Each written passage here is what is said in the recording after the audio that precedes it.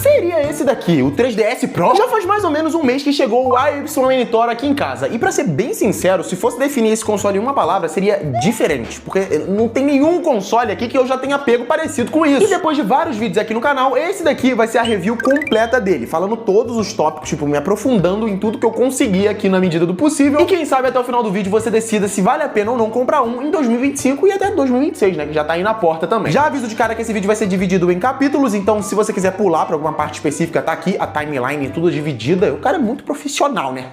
Pelo amor de Deus. Mas sem muito mais enrolação, vem comigo que hoje a gente vai falar. E vai ser muita nerdice. Bom, geralmente eu começo pelo unboxing do aparelho, mas esse daqui teve um vídeo dedicado, né, fazendo o unboxing e as primeiras impressões dele. Então eu vou pular direto pra parte das especificações, né? Inclusive, deixa eu fechar o GTAzinho aqui, que a gente já vai testar com mais detalhes, tá? Senta aí. Então vamos lá. Pra falar das especificações, antes eu tenho que salientar que existem alguns modelos de AY Monitor, que é esse console aqui, se você tá boiando até agora e não sabia, tá? Basicamente, esse daqui é o modelo Pro, que seria o custo-benefício, sabe? Não é nem o mais potente e caro possível, mas também não é o mais baratinho e, consequentemente, também não é o mais fraco. Os modelos são, editor, joga aí na tela. Tem o Lite, Base, Pro e o Max, sendo cada um deles, né, eles vão subindo de potência e de preço também. E já falando de preço, o mais barato deles fica na faixa de R$ 1.300 mais ou menos, tá? $250, que é a versão Lite. Ele vai perder em desempenho, porque ele vai ter um Snapdragon 865 e também em memória RAM, né? Se eu não me engano, ele tem 8 GB de memória RAM, acho que é isso. Entretanto, ele é uma ótima opção, inclusive foi o modelo que eu comprei. Esse modelo Pro aqui, a YN que mandou, porque o Lite eu achei um bom custo-benefício. Porque basicamente 1.300, que é o valor dele, mais a taxa que vem em média R$200, vale bastante a pena. Fica tipo R$1.500 e com essas especificações você já roda 3DS com um gráfico aumentado. Então se você pretende comprar ele pra rodar 3DS e algumas coisas de Android, é claro, esse modelo vai suprir de boa. Só que aí se você vai rodar, por exemplo, Nintendo Switch, jogos de PC, como o GTA V que eu mostrei aqui no início, aí o Pro e também os outros modelos como o Max e o Base já é um pouco melhor, e já vem com o Snapdragon 8 Gen 2, né, que é bem mais potente do que um 865, além da memória RAM que dá um up também. Vou deixar aqui na descrição o link de compra pra ele, mas é importante salientar que a taxa vem em torno de R$200, mas existe sim a possibilidade de você ser multado ou de, sei lá, a alfândega devolver o seu pacote lá pra China. E nesses casos pode dar uma dor de cabeça a mais, tá? A gente sabe, mano, importação no Brasil é um saco, mas a YN, ela, tipo, é uma empresa confiável, então se der problema, você pode mandar e-mail, pode entrar em contato. Se, por exemplo, o pacote foi enviado de volta, eles te devolvem o dinheiro numa boa, tá? O problema não é a empresa, é o Estado em si. Então se aí o Estado, sei lá, te multar ou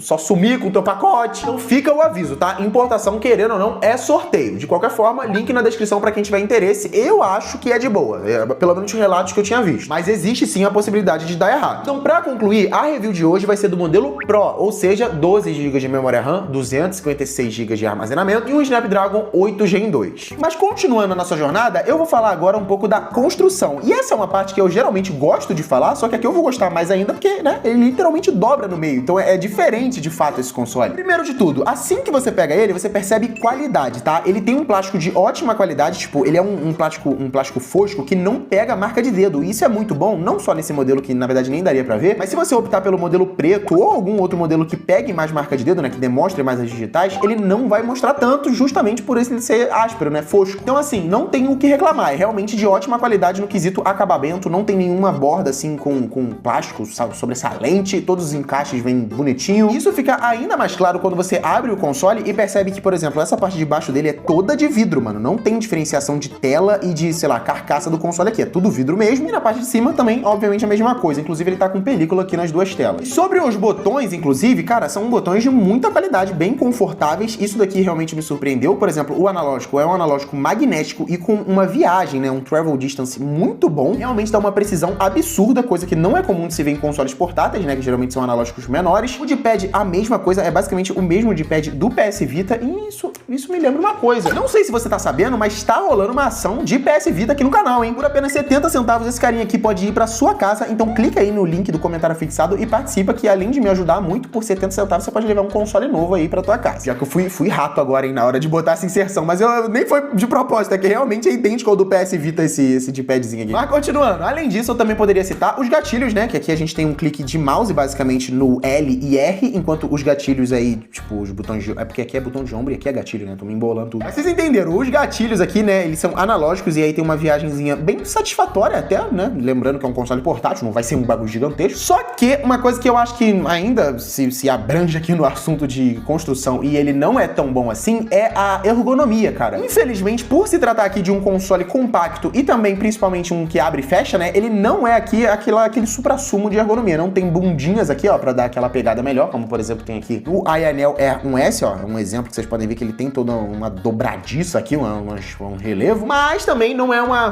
coisa muito grotesca de se jogar aqui não, tá? Dá pra você pegar ele de boa, principalmente porque, apesar de ter o formato do 3DS, ele é bem maior do que um 3DS, tá? Deixa eu pegar aqui, por exemplo, um modelo Old de 3DS. Olha a diferença de tamanho desse cara, mano. Eu vou pegar um 3DS XL aqui pra comparar, que eu acho que faz mais sentido, né? Porque ele é bem grande. Dá uma olhada, ó. Mesmo o 3DS XL, que é o maior da família, ainda é um pouquinho mais compacto do que ele. Então, sim, ele é bem mais confortável. E isso não se dá só pelo tamanho maior comparado ao 3DS, mas também aos controles, tá? Isso importa bastante. Esse analógico de deslize do 3DS, né, que basicamente vai pra lá e pra cá, é até confortável, mas só, sei lá, nas primeiras 2 horas de gameplay no máximo. Enquanto esse analógico aqui, aí não, é uma coisa bem mais ergonômica. Os gatilhos também, né, eles são muito mais bons. Nossa, português foi embora agora, desculpa. Eles são bem mais confortáveis, esse é o ponto principal. Mas, ainda assim, comparado a outros consoles, assim, emuladores, ele não é tão bom assim no quesito ergonomia. Aí, já que eu peguei o 3DS, outra coisa que eu percebi na ergonomia que eu não sei porquê, mas todo console que abre e fecha não é tão bom comparado aos da Nintendo nesse sentido, é o ângulo que ele abre. Olha isso daqui,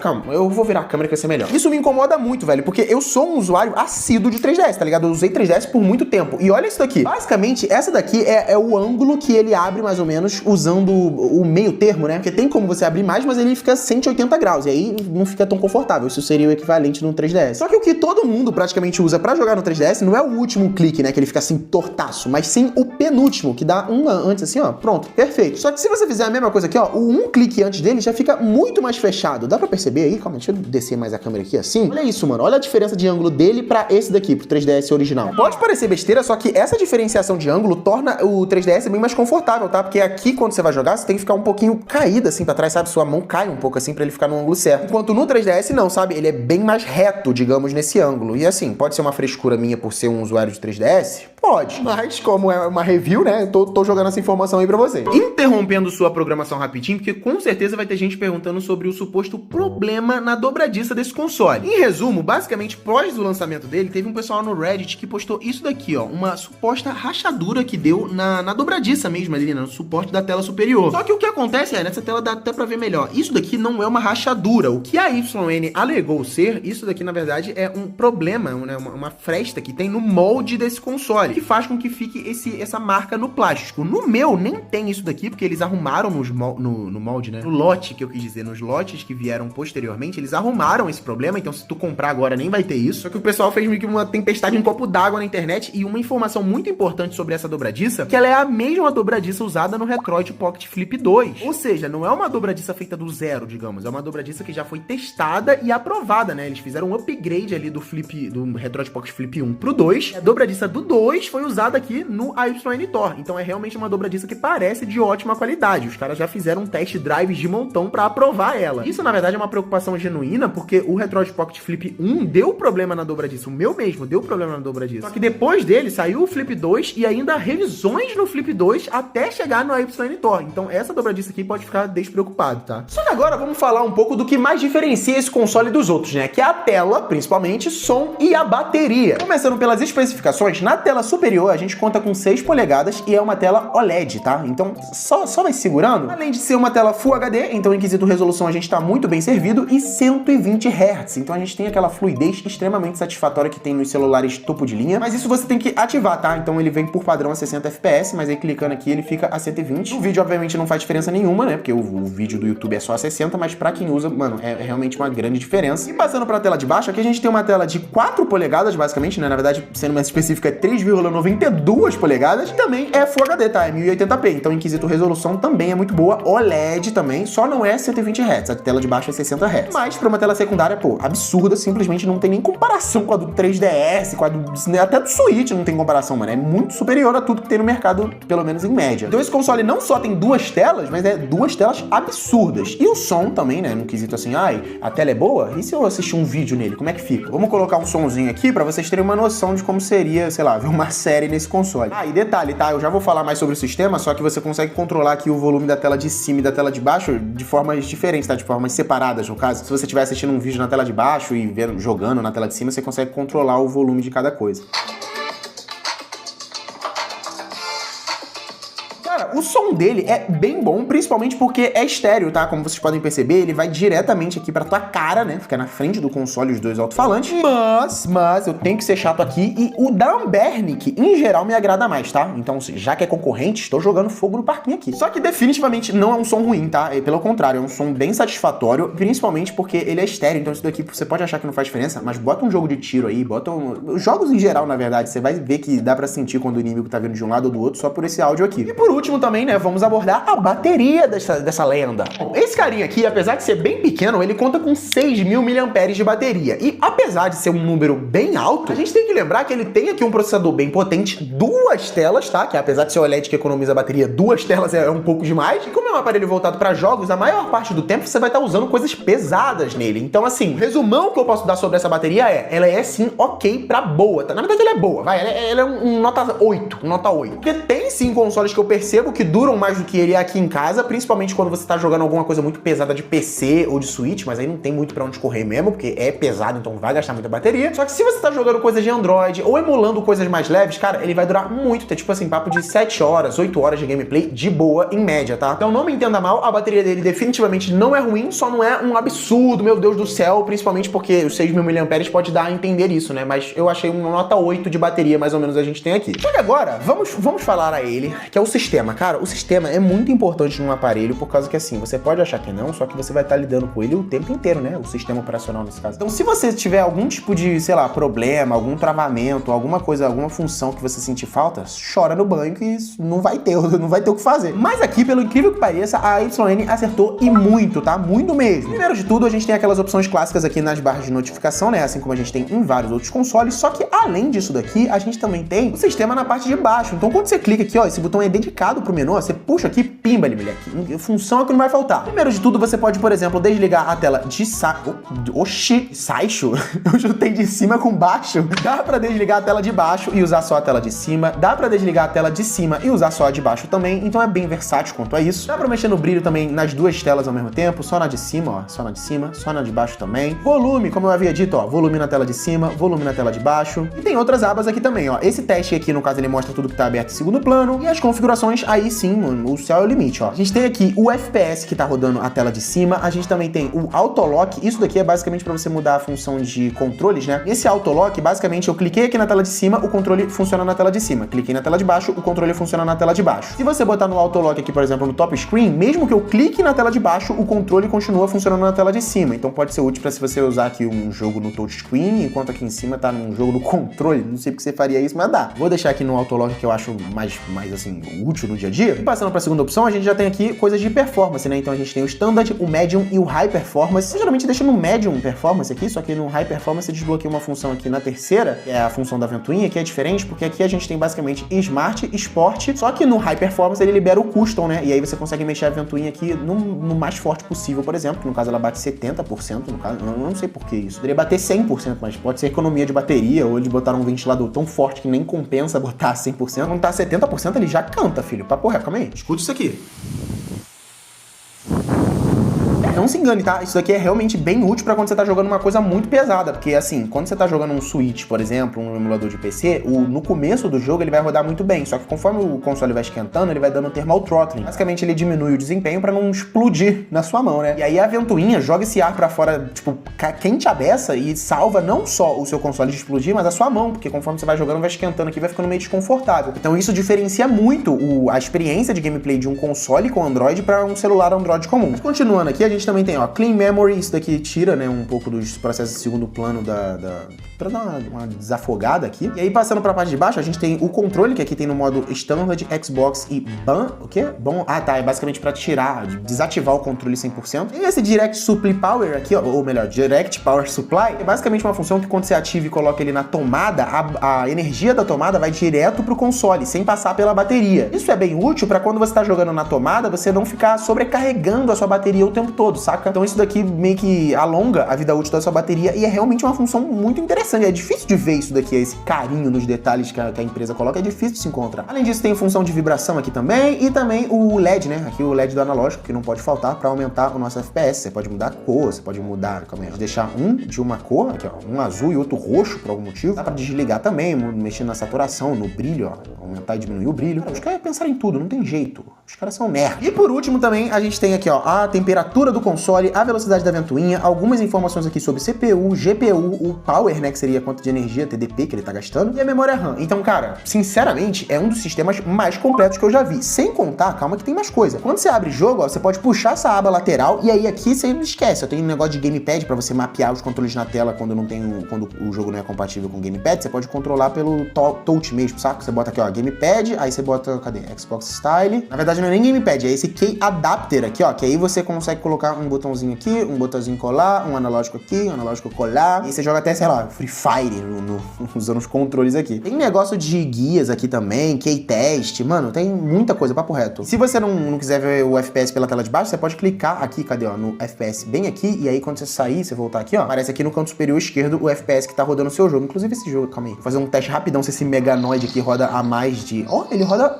ó, 80 FPS. Eu achava que esse jogo era travado a 60, mas não, né? Então próxima vez que for jogar ele, eu vou deixar ilimitado o FPS da tela. E por último, eu sei que eu tô me alongando demais na aba de sistema, mas é pra ser o mais completo possível. É que aqui, ó, nas configurações, você tem uma aba específica de Tor Settings. Nessa aba, basicamente, você tem algumas opções específicas, como, por exemplo, Video Output Mode. E o que é isso? Isso daqui é basicamente pra quando você transformar ele no Nintendo Switch, porque sim, ele sai vídeo aqui do USB-C dele, então você pode conectar no monitor, numa TV externa. E aí aqui que você vai configurar se esse DisplayPort vai estar 4K 60, 2K, 1080p. Mano, é bizarro, né? É muito completo esse console. Você pode conectar um controle Bluetooth, conectar ele na TV e usar como um console de mesa. Acho que falar é fácil, né? Vamos fazer o teste aqui ao vivo? Essa dockzinha aqui, ó, é compatível com isso. Vamos tirar... Nossa, quase explodiu a Yanil tirando aí. Vamos puxar esse adaptadorzinho aqui, ó. Essa dock, na verdade, seria de Steam Deck, mas vai funcionar aqui porque é USB-C também, ó. Chuchei, vai ficar meio de cabeça pra baixo pra não ter problema. Olha lá. Falei, velho, não sou mentiroso, não. E aí você pode tanto jogar usando o controle, né? Porque aqui eu tô todo embolado porque esse adaptador não foi feito pra isso. Você pode jogar tanto usando o controle desse console em si, ó. Vocês podem ver que até o touchscreen, ó, continua funcionando aqui. Oh, meu Deus, calma aí. Deixa eu abrir aqui de novo alguma coisa pra vocês verem. Vocês estão vendo, né? O touchscreen tá funcionando. Só que o principal é, como eu disse, conectar um controle Bluetooth e aí vira um console de mesa mesmo. Mano, é muito completo e eu vou parar de falar isso que eu já tô ficando repetitivo. Mas bom, terminamos aqui a parte do sistema, que provavelmente foi uma das mais longas do vídeo, só que vamos falar um pouco de desempenho?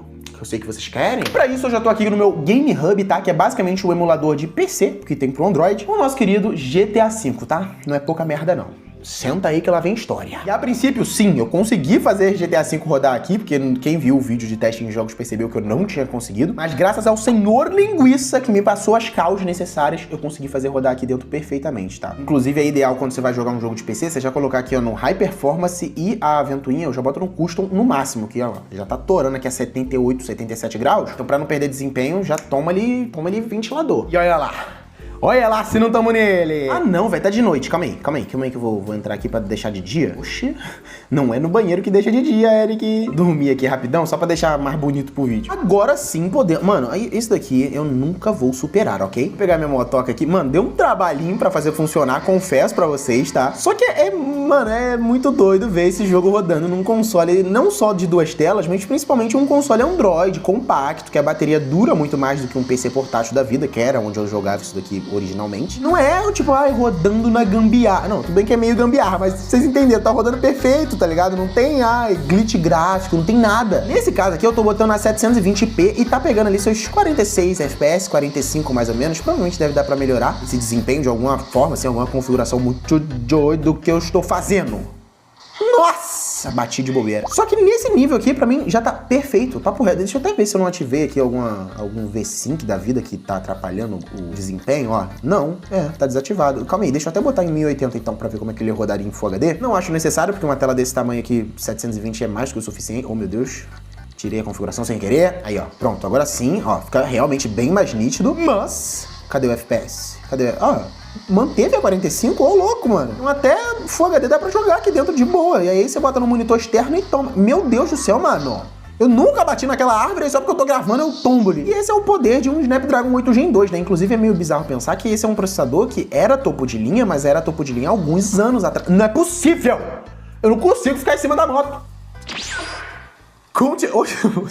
Vocês viram que o Franklin teleportou pra cima da moto? Continuando, cara, o Snapdragon 8 Gen 2 é um absurdo de desempenho? É um absurdo, mas ele é velho, tá ligado? Ele é relativamente velho, e mesmo assim ele tá rodando aqui muito brabamente. Imagina se tivesse um 8 Elite aqui dentro, ele tá rodando a 4K, ia ser outro nível. Mas enfim, mano, muito brabo. Ah, desisto, eu sinceramente desisto. Eu não vou testar outros jogos aqui, por quê? Porque teve literalmente um vídeo completo, editor, jogue na tela, um vídeo completo de eu rodando outros consoles, principalmente, né, emulando, e jogos de Android também nesse console aqui. Então, Eric, eu quero ver ele rodando Nintendo Switch, PSP, Super Nintendo, acho que eu nem testei, na verdade. Então leve que nem valia a pena. Mas PlayStation 2, Shadow of the Colossus, tava lá rodando. Os consoles de duas telas também não pode faltar, né? Então 3DS eu testei, cara, funciona tudo perfeitamente, até com upscale de textura. Nintendo DS, Nintendo Wii U, jogos de Android em geral também. Então assim, cara, vê o outro vídeo que é testings em jogos, que eu me aprofundo só nesse tópico de desempenho mesmo, e o que eu posso, assim, generalizar, ele roda simplesmente tudo.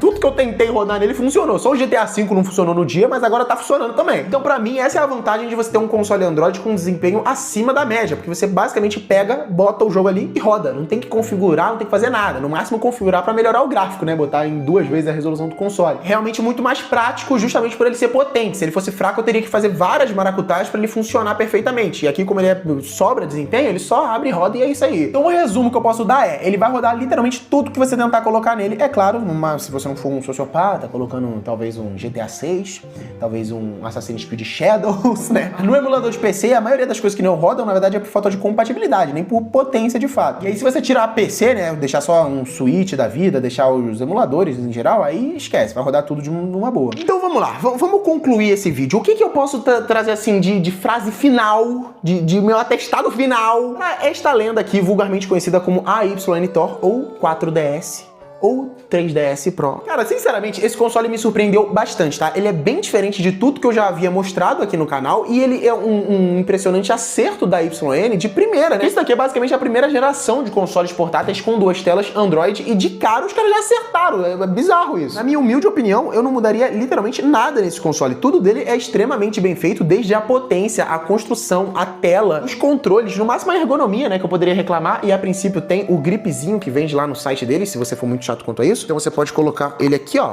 e pronto. Ele fica basicamente com a mesma pegada de um controle aí, ó, um Pro Controller. Então até nisso, que poderia ser um problema, né, que é a ergonomia, na verdade o maior problema dele, na minha opinião, é a ergonomia, ele pode ser solucionado também. Claro que ele pode não ser um console pra todo mundo, no sentido de que ele não é, por exemplo, perfeito pra Game Cloud, no caso, xCloud que eu quis dizer, né? xCloud, né, esses jogos mais modernos, só que assim, e o principal também é que eu acho que ele é tão versátil que mesmo pra quem não joga 3DS, você pode simplesmente usar só a tela de cima e desligar a tela de baixo, tá ligado? Ou até mesmo usar a tela de baixo pra outra coisa, escutar uma música, ver o guia de algum jogo em geral. Essas duas telas, elas são muito mais úteis do que você pode imaginar, do que só pra jogos que usam as duas telas, entende? E esse acerto continua até mesmo no preço, porque pra gente, obviamente, brasileiro, tudo é absurdamente caro, só que lá fora, $250, $350 é muito aceitável pra um console nesse naipe. Então, sinceramente, tá de parabéns, tá? Os caras mandaram muito nesse console. Se tiver ficado alguma dúvida, pode deixar aqui embaixo, tá? Eu sempre respondo todo mundo. Pode conferir. Manda um comentário agora que você vai ganhar coração, te garanto isso. E é claro, se você assistiu até agora, mano, olha o tamanho desse vídeo. Não é possível que assistindo até agora você ainda não se convenceu de se inscrever aqui. Então clica no inscreva-se aqui embaixo e aproveita pra deixar o like, comentar, fazer de parada tudo de youtuber que vocês estão ligados. Salientando novamente que link de compra tá na descrição e não esquece de participar da ação do PS Vita, mano, 70 centavos, pô, me ajuda aí. Agora, se vocês me dão licença, deixa eu aproveitar meu console. Até o próximo vídeo, valeu, falou e fui!